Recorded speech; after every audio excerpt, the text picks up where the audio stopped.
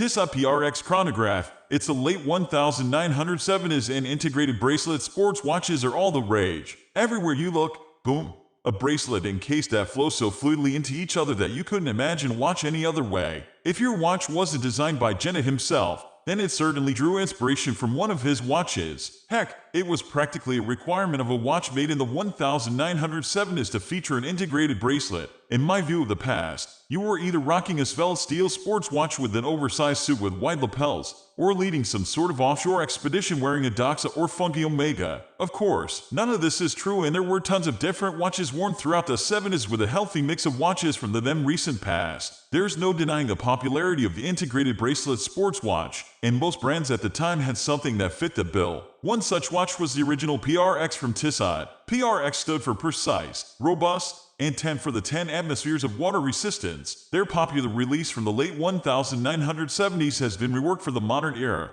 inspiring a new line of quartz, automatic, and automatic chronograph options. They are shockingly affordable for what they offer, and represent a great value and starting point in the world of Swiss-made watches. Today, we're taking a much closer look at the PRX Automatic Chronograph, a 40-tune steel watch in a tonneau-style case that features a Valjoux A05.H31 automatic chronograph movement. Let's get the hard part out of the way first. This is not a small watch, and it's not a thin watch. That may be hard to grasp in 2022. When watches are trending down in size and manufacturers are settling in at much more reasonable diameters and thicknesses than many of the watches of the recent past. The stainless steel case of the PRX Chrono measures in at 41 wide by 41.5 lug to lug and a beefy 14.5 thick. The measurement that affects the watch the most has to be the thickness, which is dictated primarily by the automatic chronograph movement inside. To accommodate such a movement, there's just no way around having a thick case. It's a little disappointing to me, since the PRX lineup is known for being so slim and sleek.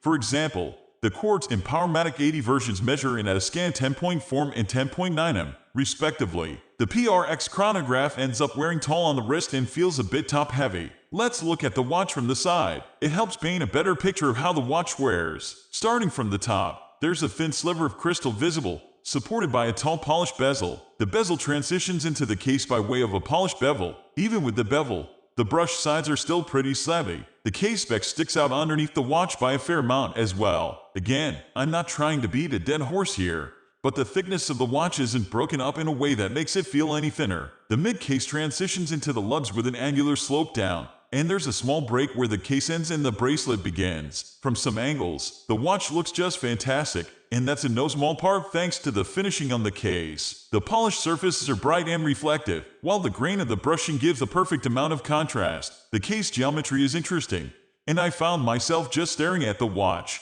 performing wrist rolls only for myself without filming for the gram. The tonneau-shaped case gives the watch some added visual intrigue. On the right side of the case, you'll find two rectangular pushers, which I'm a big fan of. When the case design calls for it, I'm a sucker for rectangular pushers. Resting in between the pushers is the crown, which features sharp polished edges that both look and feel great. One of the most fun features of the watch is the quick set date button on the left side of the case. In order to jump the date, you have to pull out the crown and then push the small button on the left, and the date will jump day to day. It's a bit more interactive than just pulling the crown out to another position, and I enjoyed the experience. To tell the actual time, you'll be reading off of a nicely designed hour and minute hand. I really like the shape and finishing technique applied to the hands. The edges have cuts in either side, softening the appearance of the end of the hand, but still contributing to the angular look and feel of the watch. In the center of the hand, a small groove channel helps to break up the polished surface, making them more legible too.